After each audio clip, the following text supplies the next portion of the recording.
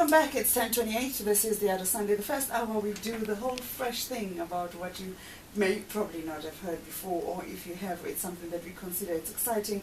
Some of us are hearing it for the first time. We bring it in this hour, and there's so much. In fact, you know, I mean, it's falling out of my hands. I'm so happy, speaking of hands, that I have in front of me something, the actual cover album called Uhadi Synth, and Lwanda is joining me to tell me all about it. Hello, welcome. Hi, this is Brenda. You know, it's good to see you. I mean, I was coming out of the throes of an illness some few years back, and you walked into my studio and you were sharing some wonderful stories. Yeah. And you know, and you were just telling me about your commitment to revisit your heritage. Yeah. You know, and it was so apparent in your album, and you continue to do that. I mean, you are here in a tuxedo, and what do you call They call it a scarf, you know, but it's scarf sombad. Sombad. Yeah. You know. Yeah. And that just says it all, right? And the title, Uhadi Synth. Uhadi Synth. Yeah. Uhadi is a Xhosa instrument. Okay. It's the instrument that I studied in African musicology, and then I use that as sort of the foundation of the compositions on this album. Mm-hmm. And then synth is short for synthesizers, electronic musical instrument, and then which sort of symbolizes the whole modern approach to the album, using a jazz band, using synthesizers and effects. So it's the combination of the two, rooted in isiXhosa and also in modern approaches. Yeah. You should be staying longer.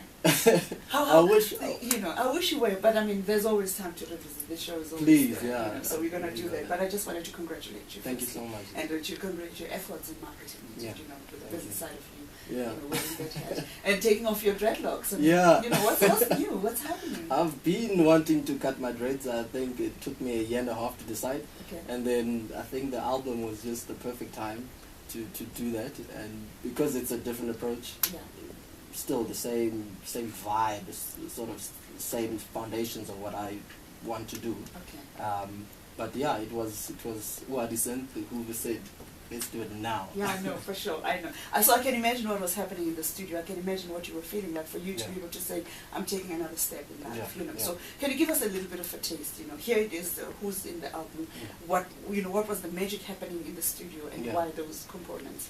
The musicians on the album, Carl Shepard, we recorded this album in November last year, 2015. Right. And I had been deciding, well, I've been wanting to record an album and trying to decide who I want on the album, and then I heard Carl Shepard is in town, and you know, I thought he was the right guy because I've always respected him as a composer and as a musician, as a visionary of South African jazz. And then Sisonke Ponte on tenor saxophone. Oh, yeah, I can't compose a song without hearing his sound on tenor. Right. And then Lungile Kunene on drums, whom I met when I moved to Johannesburg. Brilliant drummer, beautiful soul also. Ameshi Kechi also.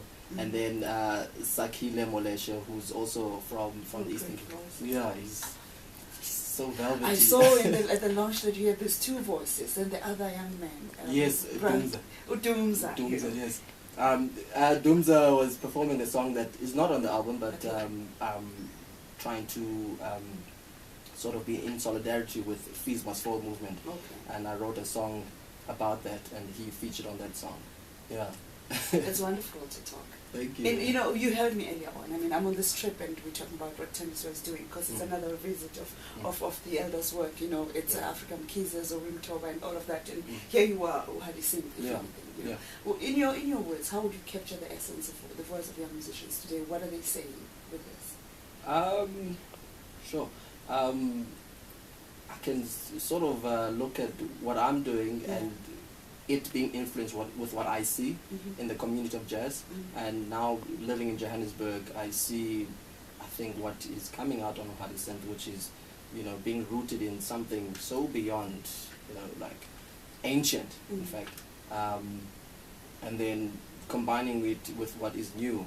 So I think the current state of South African jazz is beautiful, and I think it's strongly searching, and it's strongly influenced by music education, which is a strong tool that we've missed in a sort of period, because I mean, I studied Marabi a little bit, and Marabi musicians were not well educated. Like they all went to school, they were formally trained, and I think today's sort of industry of South African jazz is a reflection of that time. which I think is beautiful. I think that's what's happening. Yeah. Beautiful words, Lwanda Gogwana, beautiful trumpeter. Album is out now, Uhadi Synth, and enjoy this, and please get hold of the album. Where do we get hold of it? It is online, on iTunes, Spotify, and a whole lot of other online platforms. And I'm trying slowly but surely to distribute the hard copies nationwide. I'm hoping today, in fact, I'm delivering to High Fidelity in Johannesburg, and African Music Store in Cape Town, Music Mix in East London, and it's coming week in Durban. There we go. It's online, folks, and you'll get hard copies if you've been listening. Catch the podcast. It's called Umculo. Yeah, Umculo music, yeah. Thank you. Thank Wonderful you. to have you. We'll see you soon, sooner Yes. than later. Please, yeah. Take care. Have a wonderful day. Thank you so much, Sipra.